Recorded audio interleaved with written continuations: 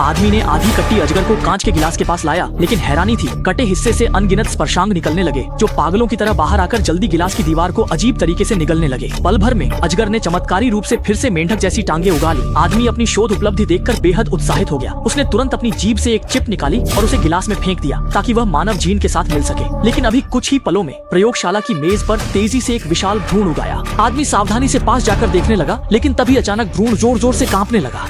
इसके तुरंत बाद एक जोड़ी नन्हे हाथों ने अचानक खोल को फाड़ डाला और देखा गया कि एक मानव जैसी आकृति वाला जीव अचानक बाहर निकल आया। अभी आदमी संभल भी नहीं पाया था कि वह मानवाकार जीव पल भर में खड़ा हो गया और देखते ही देखते एक आदमी जैसे दिखने वाले राक्षस में बदल गया।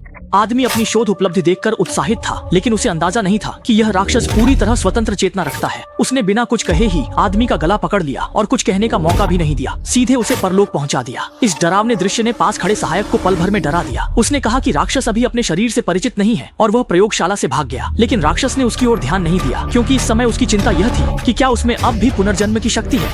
वह 10 मीटर लंबी तलवार उठाता है और अपनी उंगली को काट देता है।